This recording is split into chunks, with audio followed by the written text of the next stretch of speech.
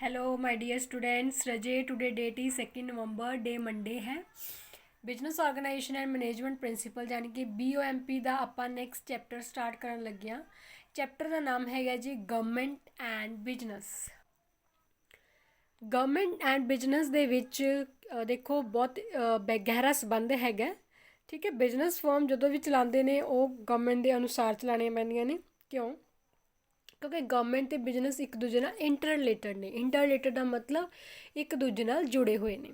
ਠੀਕ ਹੈ, ਦੂਸਰੇ ਨੰਬਰ 'ਤੇ ਇੰਡੀਪੈਂਡੈਂਟ ਨੇ, ਮਤਲਬ ਗਵਰਨਮੈਂਟ ਬਿਜ਼ਨਸ 'ਤੇ ਡਿਪੈਂਡ ਹੈ ਅਤੇ ਬਿਜ਼ਨਸ ਗਵਰਨਮੈਂਟ 'ਤੇ ਡਿਪੈਂਡ ਹੈਗੀ ਹੈ। ਠੀਕ ਹੈ, ਉਸ ਤੋਂ ਬਾਅਦ ਅੱਜ ਦੀ ਆਪਾਂ ਇਕੋਨਮੀ ਦੀ ਗੱਲ ਕਰੀਏ ਤਾਂ ਆਪਣੀ ਇੱਕ ਗਲੋਬਲ ਇਕੋਨਮੀ ਹੈ। ਗਲੋਬਲ ਇਕੋਨਮੀ ਦਾ ਮਤਲਬ ਹੁੰਦਾ ਕਿ ਇੱਕ ਜਿਹੜੀ ਇਕੋਨਮੀ ਆ ਅਦਰ ਕੰਟਰੀਜ਼ ਦੇ ਨਾਲ ਵੀ ਰਿਲੇਸ਼ਨਸ ਜਿਹੜੇ ਉਹ ਮੇਨਟੇਨ ਕਰ ਰਹੀ ਹੈ, ਮਤਲਬ ਲੈਣ ਦੇਣ ਕਰ ਰਹੀ ਹੈ। ਜਦੋਂ ਵੀ ਕੋਈ ਰਿਲੇਸ਼ਨ ਆਪਾਂ ਅਦਰ ਕੰਟਰੀਜ਼ ਨਾਲ ਕਰਦੇ ਹਾਂ ਤਾਂ ਉਹਨੂੰ ਬੋਲਦੇ ਆ ਗਲੋਬਲ ਇਕੋਨਮੀ। ਠੀਕ ਹੈ, ਉਸ ਤੋਂ ਬਾਅਦ ਹੁਣ ਕੋਈ ਵੀ ਬਿਜ਼ਨਸ ਫਰਮ ਹੈ, ਠੀਕ ਹੈ, ਉਹਨੂੰ ਜੋ ਬਿਜ਼ਨਸ ਨੂੰ ਚਲਾਉਣਾ ਆ ਤਾਂ ਉਹਨੂੰ ਕੀ ਕਰਨੇ ਪੈਂਦੇ ਨੇ? ਗਵਰਨਮੈਂਟ ਜਿਹੜੇ ਲਾਅ ਨੇ, ਰੂਲ ਨੇ, ਉਹ ਕੀ ਕਰਨੇ ਪੈਂਦੇ ਆ ਜੀ? ਫੋਲੋ ਕਰਨੇ ਪੈਂਦੇ ਨੇ। ਠੀਕ ਹੈ, ਹੁਣ ਦੇਖੋ ਗੱਲ ਕਰਦੇ ਹਾਂ ਬਿਜ਼ਨਸ ਦਾ ਜਿਹੜਾ ਗੋਲ ਹੈ। ਬਿਜ਼ਨਸ ਦਾ ਗੋਲ ਤਾਂ ਪ੍ਰੋਫਿਟ ਅਰਨ ਕਰਨਾ ਹੁੰਦਾ। ਠੀਕ ਹੈ ਨਾ, ਪਰ ਜਿਹੜੀ ਗਵਰਨਮੈਂਟ ਹੈ ਉਹਨੂੰ ਕੀ ਹੁੰਦਾ ਕਿ ਮੇਰੀ ਜਿਹੜੀ ਇਕੋਨਮੀ ਉਹ ਸਟੇਬਲ ਰਹੇ। ਠੀਕ ਹੈ, ਯਾਨੀ ਕਿ ਉਹ ਲੋਕਾਂ ਦੀ ਸਮਾਜ ਦੀ ਭਲਾਈ ਲਈ ਕੰਮ ਕਰਦੀ ਹੈ ਜਾਂ ਵੈਲਫੇਅਰ ਦੇ ਲਈ ਕੰਮ ਕਰਦੀ ਹੈ। ਇਸ ਕਰਕੇ ਦੋਨਾਂ ਦਾ ਆਪਸ 'ਚ ਬਹੁਤ ਗਹਿਰਾ ਸੰਬੰਧ ਹੁੰਦਾ ਹੈਗਾ ਅਤੇ ਗਵਰਨਮੈਂਟ ਬਿਜ਼ਨਸ ਨੂੰ ਚਲਾਉਣ ਦੇ ਲਈ ਕੁਛ ਕੁ ਪੋਲਿਸੀਜ਼ ਬਣਾਉਂਦੀ ਹੈ। ਤਾਂ ਇਸ ਵੀਡੀਓ ਦੇ ਵਿੱਚ ਆਪਾਂ ਉਹਨਾਂ ਪੋਲਿਸੀਜ਼ ਨੂੰ ਡਿਸਕਸ ਕਰਨਾ ਹੈ। ਬਿਜ਼ਨਸ ਨੂੰ ਚਲਾਉਣ ਦੇ ਲਈ ਰਾਜੇ ਗਵਰਨਮੈਂਟ ਕੀ ਕ੍ਰੀਏਟ ਕਰਦੀ ਹੈ? ਇੰਡਸਟਰੀਜ਼ ਪੋਲਿਸੀਜ਼ ਨੂੰ ਬਣਾਉਂਦੀ ਹੈ। ਠੀਕ ਹੈ, ਇੰਡਸਟਰੀਅਲ ਪੋਲਿਸੀਜ਼ ਜਿਹੜੀਆਂ ਇੰਡਸਟਰੀਜ਼ ਦੀ ਵੈਲਫੇਅਰ ਵਾਸਤੇ ਗਵਰਨਮੈਂਟ ਵੱਲੋਂ ਪੋਲਿਸੀਜ਼ ਨੂੰ ਰੈਡੀ ਕੀਤਾ ਜਾਂਦਾ ਗਾ। ਬੇਸਿਕਲੀ ਆਪਾਂ ਜਿਹੜੀ ਇੰਡਸਟਰੀਜ਼ ਪੋਲਿਸੀਜ਼ ਆ ਬਹੁਤ ਪੜ੍ਹੀਆਂ ਹੋਈਆਂ ਨੇ, ਆਪਾਂ ਇਸ ਚੈਪਟਰ 'ਚ ਡਿਸਕਸ ਕਰਨੀਆਂ ਨੇ। ਇਹਨਾਂ ਇੰਡਸਟਰੀਜ਼ ਪੋਲਿਸੀਜ਼ ਨੂੰ ਬਣਾਉਣ ਦੇ ਪਿੱਛੇ ਮਕਸਦ ਕੀ ਹੁੰਦਾ? ਇਹਨਾਂ ਦਾ ਆਬਜੈਕਟਿਵ ਕੀ ਹੁੰਦੇ ਆ? ਸਭ ਤੋਂ ਪਹਿਲਾਂ ਆਬਜੈਕਟਿਵ ਹੁੰਦਾ ਕਿ ਇੰਡਸਟਰੀ ਦੀ ਡਿਵੈਲਪਮੈਂਟ ਲਗਾਤਾਰ ਹੁੰਦੀ ਰਹੇ, ਰੈਪਿਡ ਇੰਡਸਟਰੀਅਲ ਡਿਵੈਲਪਮੈਂਟ। ਸਰਕਾਰ ਇਹ ਚਾਹੁੰਦੀ ਹੁੰਦੀ ਆ ਕਿ ਜਿਹੜੀਆਂ ਵੀ ਇੰਡਸਟਰੀਜ਼ ਆਪਣੀ ਕੰਟਰੀ 'ਚ ਓਪਨ ਹਨ, ਪਹਿਲਾਂ ਉਹਨਾਂ ਦੀ ਜਿਹੜੀ ਰੈਪਿਡ ਗਰੋਥ ਜਿਹੜੀ ਆ, ਡਿਵੈਲਪਮੈਂਟ ਜਿਹੜੀ ਆ ਉਹ ਹੁੰਦੀ ਰਹੇ। ਤਾਂ ਕਰਕੇ ਉਹ ਇੰਡਸਟਰੀਜ਼ ਪੋਲਿਸੀਜ਼ ਨੂੰ ਬਣਾਉਂਦੀ ਹੈ। ਫਿਰ ਆਉਂਦਾ ਜੀ ਬੈਲੈਂਸ ਸਟਰਕਚਰ। ਇਹਦੇ ਵਿੱਚ ਆਏਗਾ ਇੰਡਸਟਰੀਅਲ ਸਟਰਕਚਰ ਕਿ ਸਾਰੀਆਂ ਇੰਡਸਟਰੀਜ਼ ਦਾ ਸਹੀ ਬੈਲੈਂਸ ਦੇ ਵਿੱਚ ਸਟਰਕਚਰ ਰੈਡੀ ਰਹੇ। ਮਤਲਬ ਕੋਈ ਇਹ ਨਾ ਹੋਵੇ ਕਿ ਕੋਈ ਅਲੱਗ ਸਟਰਕਚਰ ਫੋਲੋ ਕਰ ਰਿਹਾ, ਕੋਈ ਬਿਜ਼ਨਸ ਕੋਈ ਅਲੱਗ ਤੋਂ ਸਟਰਕਚਰ ਫੋਲੋ ਕਰ ਰਿਹਾ। ਠੀਕ ਹੈ, ਹਰ ਇੱਕ ਦੇ ਸਟਰਕਚਰ 'ਚ ਕੀ ਹੋਣਾ ਚਾਹੀਦਾ? ਬੈਲੈਂਸ। ਉਸ ਤੋਂ ਬਾਅਦ ਆ ਗਿਆ ਪ੍ਰੀਵੈਂਟ ਫਰੋਮ ਇਕਨੋਮਿਕ ਪਾਵਰ। ਹੁਣ ਇਕਨੋਮਿਕ ਪਾਵਰਸ ਜਿਵੇਂ ਪਬਲਿਕ ਹੈ, ਪ੍ਰਾਈਵੇਟ, ਦੋ ਤਰ੍ਹਾਂ ਦੀਆਂ ਹੁੰਦੀਆਂ ਸੀ, ਹੈ ਨਾ। ਅਤੇ ਇਹਦੇ ਵਿੱਚ ਕੀ ਹੁੰਦਾ ਹੈ? ਪੋਲਿਸੀਜ਼ ਆਪਣੇ ਰੂਲ ਐਂਡ ਰੈਗੂਲੇਸ਼ਨ ਦੇ ਕੇ ਬਿਜ਼ਨਸ ਨੂੰ ਇਕਨੋਮਿਕ ਪਾਵਰਸ ਤੋਂ ਬਚਾਉਣ ਦੀ ਕੋਸ਼ਿਸ਼ ਕਰਦੀ ਹੈ। ਦੈਨ ਆ ਜਾਂਦਾ 4th ਨੰਬਰ 'ਤੇ ਤਾਂ ਬਣਾਉਂਦੀ ਹੈ ਪੋਲਿਸੀਜ਼ ਨੂੰ ਤਾਂ ਕਿ ਹਰੇਕ ਖੇਤਰ ਦੀ ਜਿਹੜੀ ਗਰੋਥ ਹੈ ਉਹ ਬੈਲੈਂਸ 'ਚ ਹੁੰਦੀ ਰਹੇ। ਇਹ ਨਹੀਂ ਹੈਗਾ ਕਿ ਜਿਹੜਾ ਆਲਰੇਡੀ ਬੈਕਵਰਡ ਹੈ ਉਹ ਬੈਕਵਰਡ ਹੀ ਹੁੰਦਾ ਜਾਵੇ, ਜਿਹੜਾ ਏਰੀਆ ਫਾਰਵਰਡ ਹੈ ਉਹ ਫਾਰਵਰਡ ਹੀ ਹੁੰਦਾ ਜਾਵੇ। ਜਿਹੜਾ ਬੈਕਵਰਡ ਆ ਉਹਨੂੰ ਫਾਰਵਰਡ ਕਰਨ ਦੀ ਕੋਸ਼ਿਸ਼ ਕਰਨੀ ਚਾਹੀਦੀ ਹੈ। ਮਤਲਬ ਸਾਰੇ ਖੇਤਰਾਂ ਨੂੰ ਕੀ ਬਣਾਉਣਾ ਚਾਹੀਦਾ? ਬੈਲੈਂਸ ਬਣਾਉਣ ਦੇ ਲਈ ਗਵਰਨਮੈਂਟਸ ਕੀ ਡਿਸਾਈਡ ਕਰਦੀ ਹੈ? ਇੰਡਸਟਰੀਜ਼ ਪੋਲਿਸੀਜ਼ ਨੂੰ ਡਿਸਾਈਡ ਕਰਦੀ ਹੈ। ਹੁਣ ਆਪਾਂ ਇੰਡਸਟਰੀਜ਼ ਪੋਲਿਸੀਜ਼ ਬਾਰੇ ਪੜ੍ਹਨਾ ਰਾਜੇ। ਪਹਿਲਾਂ ਪੜ੍ਹਾਂਗੇ ਆਪਾਂ ਇੰਡਸਟਰੀ ਪੋਲਿਸੀਜ਼ 1948 ਬਾਰੇ। ਹਾਂਜੀ, ਇੰਡਸਟਰੀਅਲ ਪੋਲਿਸੀ 1948 ਦੇ ਵਿੱਚ ਕੀ ਸੀਗਾ? ਕੁਛ ਕੁ ਫੀਚਰ ਸੀ। ਦੇਖੋ ਇਹ ਜਿਹੜੀ ਪੋਲਿਸੀ ਹੈ 6 ਅਪ੍ਰੈਲ 1948 ਦੇ ਵਿੱਚ ਬਣਾਈ ਗਈ ਸੀ ਬੋਥ ਪਬਲਿਕ ਅਤੇ ਪ੍ਰਾਈਵੇਟ ਸੈਕਟਰ ਵਾਸਤੇ। ਪਬਲਿਕ ਹੁੰਦੀ ਹੈ ਰਾਜੇ ਸਰਕਾਰੀ, ਪ੍ਰਾਈਵੇਟ ਜਿਹੜੀਆਂ ਪ੍ਰਾਈਵੇਟ ਇੰਡਸਟਰੀਜ਼ ਹੁੰਦੀਆਂ ਨੇ। ਉਹਦੇ ਵਿੱਚ ਬੇਸਿਕਲੀ 4 ਕੈਟੇਗਰੀਜ਼ ਬਣੀਆਂ ਸੀਗੀਆਂ ਇਸ ਪੋਲਿਸੀ ਦੇ ਅੰਡਰ। ਠੀਕ ਹੈ, ਕਿਹੜੀ ਕਿਹੜੀ ਬਣੀ ਸੀ? ਇੱਕ exclusive state monopoly for new unit, state regulations and unregulated private enterprises. ਠੀਕ ਹੈ, 4 ਕੈਟੇਗਰੀਜ਼ ਬਣਾਈਆਂ ਸੀ। ਹੁਣ ਦੇਖੋ ਜਿਹੜੀ ਫਸਟ ਕੈਟੇਗਰੀ ਆ ਇਹਦੇ ਵਿੱਚ ਕੀ ਸੀਗਾ?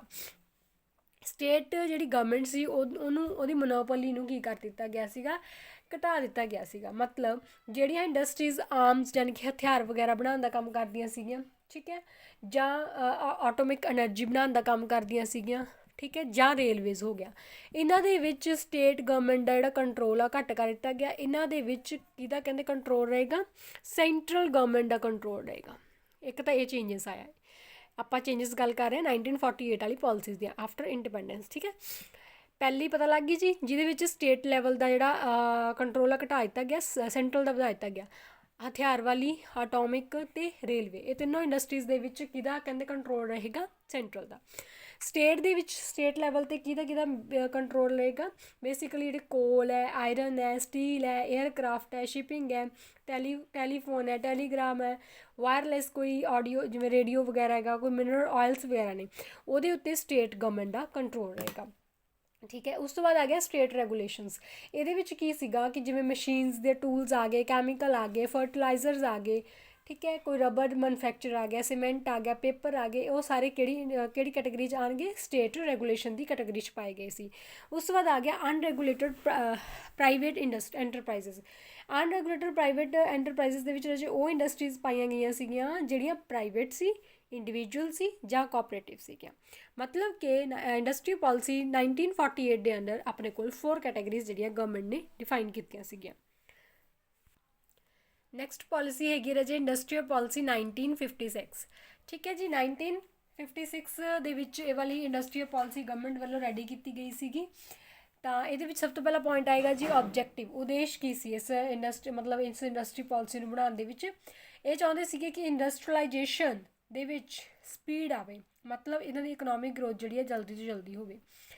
ਦੂਸਰਾ, ਜਿਹੜੀਆਂ ਮਸ਼ੀਨ ਬਣਾਉਣ ਵਾਲੀਆਂ ਇੰਡਸਟਰੀਜ਼ ਸੀਗੀਆਂ ਉਹਨਾਂ ਦੀ ਡਿਵੈਲਪਮੈਂਟ ਹੋ ਸਕੇ।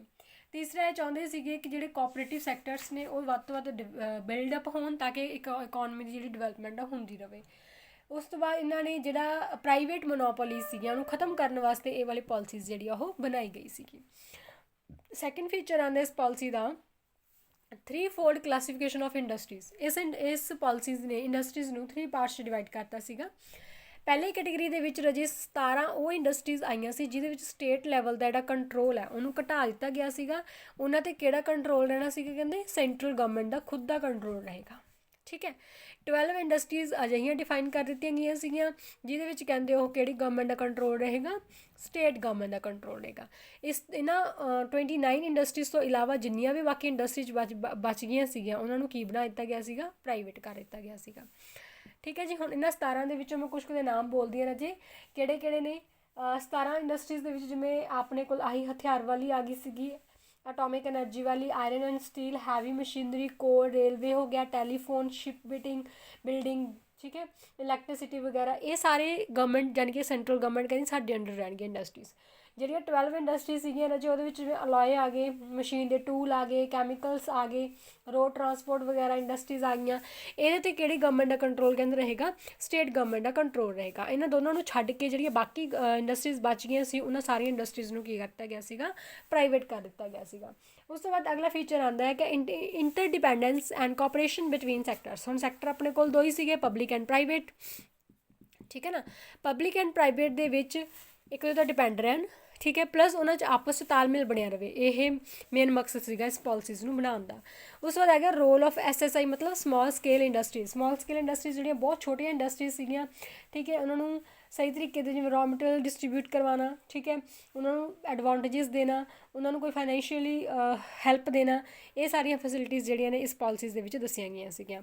ਉਸ ਤੋਂ ਬਾਅਦ ਉਸ ਪਾਲਿਸੀ ਦਾ ਅਗਲਾ ਫੀਚਰ ਇਹ ਸੀਗਾ ਕਿ ਇਹਨੇ ਬੈਲੈਂਸ ਰੀਜਨਲ ਡਿਵੈਲਪਮੈਂਟ ਨੂੰ ਸੋਚਿਆ ਵੀ ਜਿਹੜੇ ਏਰੀਆ ਪਛੜੇ ਹੋਏ ਨੇ, ਬੈਕਵਰਡ ਨੇ, ਉਹਨਾਂ ਨੂੰ ਡਿਵੈਲਪ ਕਰਨ ਦੀ ਕੋਸ਼ਿਸ਼ ਕੀਤੀ ਗਈ ਆ।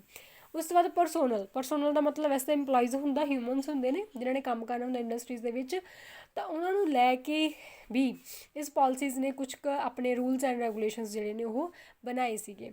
ਉਸ ਤੋਂ ਬਾਅਦ ਆ ਗਿਆ management of state enterprises. State enterprises ਦਾ ਮਤਲਬ ਹੁੰਦਾ ਜਿਹੜੀ ਐਂਟਰਪ੍ਰਾਈਜ਼ਸ ਦੇ ਉੱਤੇ ਸਟੇਟ ਲੈਵਲ ਦਾ ਅੰਡਰਟੇਕਿੰਗ ਰਹੇਗਾ, ਮਤਲਬ ਸਟੇਟ ਲੈਵਲ ਜਿਹੜੀ ਸਰਕਾਰ ਹੈ ਉਹ ਫੰਕਸ਼ਨਸ ਕਰੇਗੀ। ਠੀਕ ਹੈ। ਅਤੇ ਉਹਨਾਂ ਵਾਸਤੇ ਉਹਨਾਂ ਨੇ ਬਿਜ਼ਨਸ ਨੂੰ ਚਲਾਉਣ ਦੇ ਲਈ ਆਪਣੇ ਸਾਊਂਡ ਪ੍ਰਿੰਸੀਪਲਸ ਜਿਹੜੇ ਨੇ ਇਹਨਾਂ ਇੰਡਸਟਰੀਜ਼ ਵਾਸਤੇ ਡਿਵੈਲਪ ਕੀਤੇ ਸੀਗੇ। ਇਹ ਤਾਂ ਹੋ ਗਈ ਰਾਜੇ ਆਪਣੀ 1956 ਦੀ ਇੰਡਸਟਰੀਜ਼। ਹੋਪਸ ਰਾਜੇ ਇਹ ਵਾਲੀਆਂ 2 ਇੰਡਸਟਰੀਜ਼ ਤੁਹਾਨੂੰ ਸਮਝ ਆ ਗਈਆਂ ਹੋਣਗੀਆਂ।